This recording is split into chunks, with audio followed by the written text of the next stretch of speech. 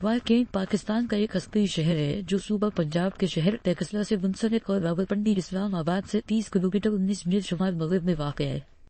یہ پاکستان میں سب سے اعلی درجے کے ترقی یافتہ مقامات میں سے ایک ہے اور وہاں آرڈیننس فیکٹری جو ملک کو بڑے پیمانے پر اسلحہ مہیا کرتی ہے۔ اس فیکٹری کو ٹارگٹ کیا جانے اور بہت بڑے پیمانے پر دشمنوں کی طرف سے نقصان پہنچانے کی سازش رچی جا رہی ہے۔ ہمارے ایجنٹس اپنی بھرپور کوشش کر رہے ہیں۔ یہ ٹارگٹ کو طریق کیا جین پلف لت چھیڑی تھی۔ میٹنگ روم میں ضبط سے بھرپور آواز لیفٹیننٹ شاہ کی تھی جو تمام تر صورتحال سے آگاہ کر رہے تھے۔ لیکن نوجوان یہ بھی تو ہو سکتا ہے کہ دشمن ہمارا دھیان اس طرف بٹا کر کچھ آگے کی سوچ رہا ہو۔ لیفٹیننٹ جنرل طاہر سلیم نے سوال اٹھایا جن کی سربراہی میں یہ اہم مشن انجام دیا جا رہا تھا۔ لیفٹیننٹ شاہ نے ایک تائرانہ نگاہ حاضرین پر ڈالی اور اپنی اسائنمنٹ پر مزید ورک کرنے کا سوچتے ہوئے لت چھیڑی تھی میٹنگ ڈن ہونے کا عندیہ دیا۔ بدولت ین مین کرنل مبین نے شاہ کے کندھے پر تھپکی دیتے ہوئے وہ لٹ چھیڑی تھی کہا جنگ بدل کے موقع پر مسلمانوں کی ہمت بڑھانے کے لیے ایک اتاری گئی تھی۔ سین زبر چھوٹی ہے پیش دو چشمی ہے سکون سے زبر مین پیش الف لام سکون جیم زبر مین سکون عین پیش و زبر چھوٹی ہے پیش و زبر لام تشدید پیش و سکون زبر رتبہ قریب یہ جماعت پسپا ہوگی خوشی پلٹ پھینک کر بھاگ جائیں۔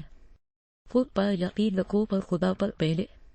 یہ کہتے ہیں وہ لت چھیڑی تین کرنل مبین آگے بڑھ گاف لت چھیڑی تین اور ساتھ میں شاہ کے لیے امید کی نہ چھوڑ دے۔ وہ جو کرتے ہیں مٹانے کی بات ہے شہید وہ ہمارے حوصلوں سے واقف نہیں۔ واہ واہ واہ اسد صاحب آپ نے تو میرا لوٹ لیا ہے۔ نائب نے شابشی کے طور پر اسد کو ایک دھپ رسید کرتے ہوئے کہا۔ اتنی زوردار دھپ کھانے کے بعد اسد کی سانس اور زبان دونوں بند ہو چکی تھی۔ ہرفتار آنکھوں سے گولہ باری جاری تھی۔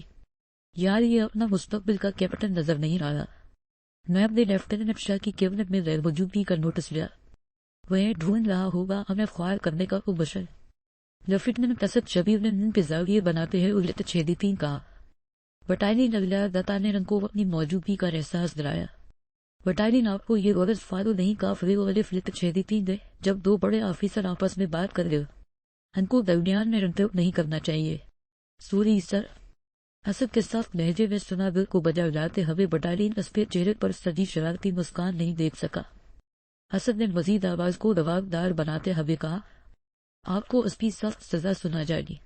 نائب نے حیرت سے اسد کو دیکھا کیونکہ ان کے ٹرائنگل میں یہ ڈیسائیڈ تھا کہ وہ کبھی اپنے عہدے کا ناجائز فائدہ نہیں اٹھائیں گے۔ نائب کی شکن کو دیکھتے اسد کا قہقہ بے ساختہ تھا۔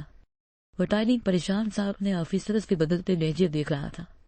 اسد کی طرف سے جانے کا اشارہ پاتے ہی بٹالین 9-2-11 ہو گیا اور اسد نائب کا موڈ ٹھیک کرنے کے لیے منتے ترلے کرنے لگا۔ اچھا سنگ ایک فوجی جوک سناتا ہوں۔ دوزخ میں نہ بہت سے فوجی مستی کر رہے تھے۔ شیطان نے پوچھا یہ کون لوگ ہیں؟ ایک فرشتہ بولا یہ فوجی بھائی ہیں، ہر جگہ ایڈجسٹ ہو جاتے ہیں۔ کہتے ہیں یون سے تو کچھ بہتر ماحول ہے۔ ہاں کی آواز پر دونوں نے بڑی طرح چونک کے دیکھا جہاں شاہ اسد کے انتہا فضول جوک پر ہنس رہا تھا۔ لیکن جب تھوڑی دیر بعد شاہ نے اپنے ہنسنے کی وجہ بتا دونوں بونگے بنے اس کی شکل دیکھنے لگے کیونکہ شاہ نے انہیں اپنے ساتھ مشن میں شامل کیے جانے کی خوشخبری سنا تھی۔ دگیز اسلام آباد سے مانسہرہ کی درائیو قریباً 136 کلومیٹر ہے لیکن طرز کے حاوے نے منزل آسان بنا دی تھی۔